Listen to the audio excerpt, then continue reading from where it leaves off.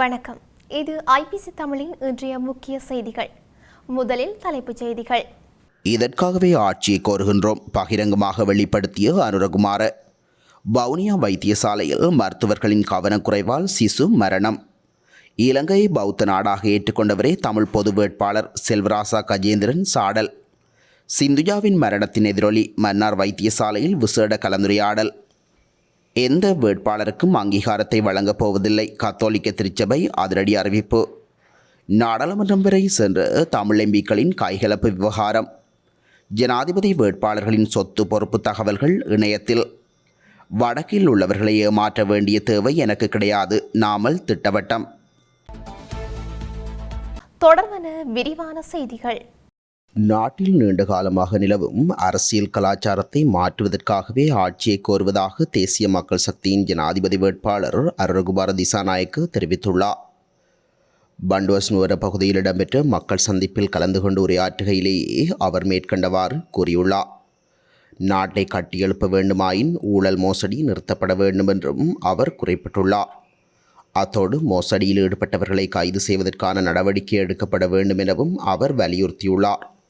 தொடர்ந்தும் அவர் கூறுகையில், நாட்டில் நீண்ட காலமாக நிலவும் அரசியல் கலாச்சாரத்தை மாற்றுவதற்காகவே நாங்கள் ஆட்சியை கோருகின்றோம். அதன் முதற்கட்டமாக ஊழல் மோசடியை தடுப்பதுடன் மோசடியில் ஈடுபட்டோரை கைது செய்ய வேண்டும். பால்மா உள்ளிட்ட பல அத்தியாவசிய பொருட்களின் விலைகள் தற்போது சடுதியாக அதிகரித்துள்ளன. ரணில் விக்ரமசிங்க உணவுப் பொருட்களுக்கும் வட் வரியை விதித்தமையே இதற்கான காரணமாகும் எனவும் கூறியுள்ளார்.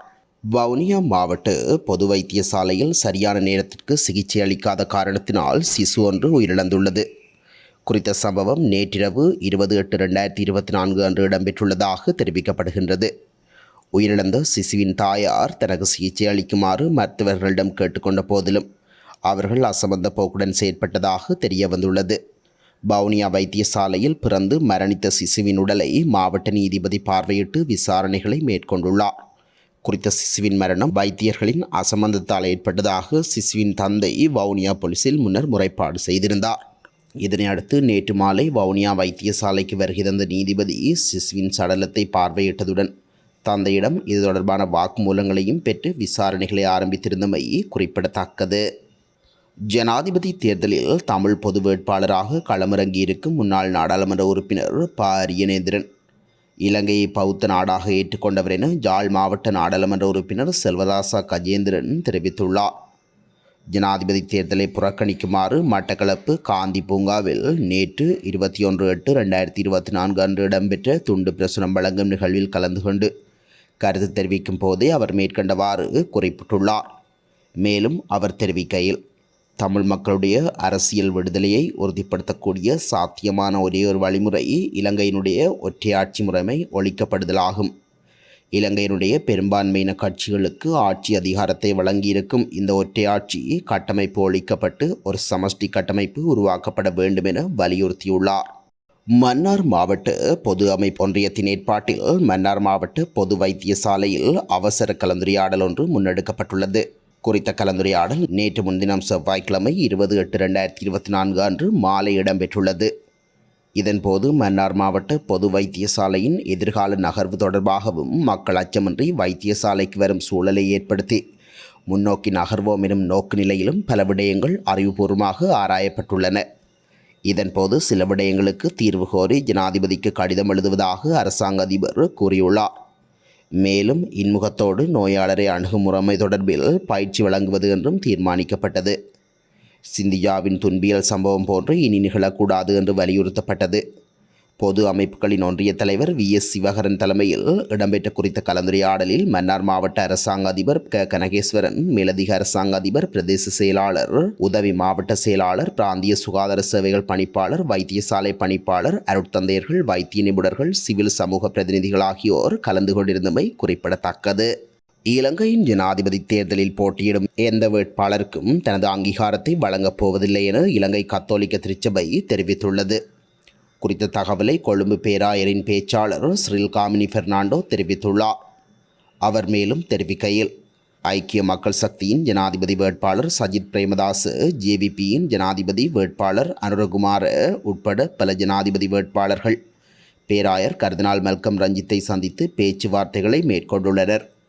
எந்த வேட்பாளருக்கும் ஆதரவளிக்காத போதிலும் கத்தோலிக்க மக்கள் தொடர்பான விவகாரங்கள் குறித்தும் 2019 உயிர்த்த ஞாயிறு தாக்குதலிற்கு நீதியை நிலைநாட்டுவது குறித்தும் ஜனாதிபதி தேர்தல் வேட்பாளர்களுடன் பேச்சுவார்த்தைகளை மேற்கொள்வோம் என சிறில் காமினி பெர்னாண்டோ மேலும் தெரிவித்துள்ளார்.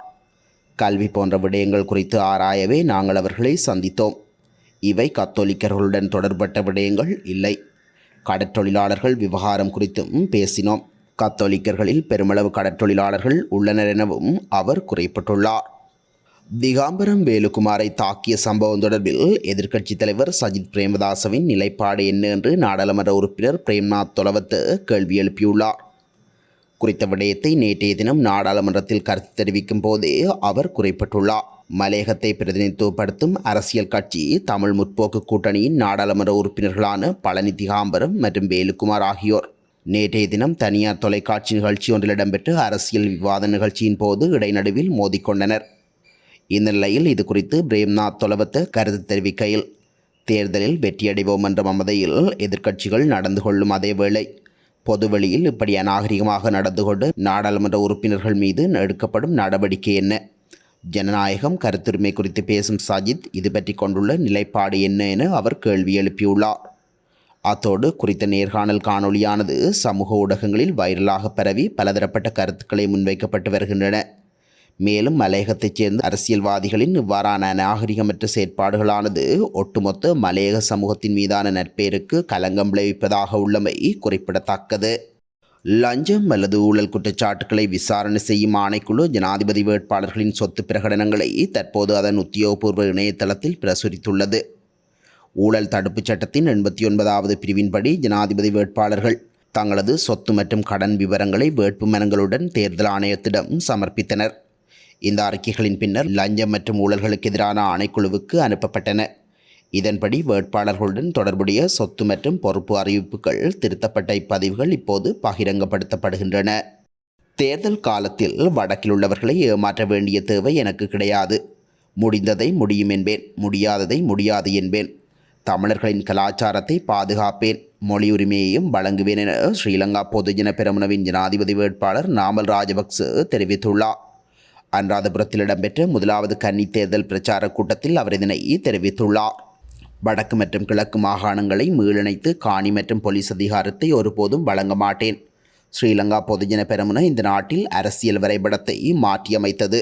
முன்னாள் ஜனாதிபதி மஹிந்த ராஜபக்ச தேசிய உற்பத்திகளை முன்னிலைப்படுத்திய பொருளாதார திட்டங்களை முன்னெடுத்து குறுகிய காலத்தில் நாட்டை பல்வேறு துறைகளில் முன்னேற்றினார். அவ்வாறே எனது ஆட்சியும் இருக்கும் என்ற வகையில் அவருடைய கருத்து அமைந்திருந்தமை குறிப்பிடத்தக்கது. இத்துடன் இன்றைய முக்கிய செய்திகள் நிறைவடைகின்றன. தொடர்ந்தும் செய்திகளை அறிந்து கொள்ள IBC தமிழ் நியூஸ் என்ற எமது யூடியூப் பக்கத்தினூடாக இணைந்திருங்கள். நன்றி.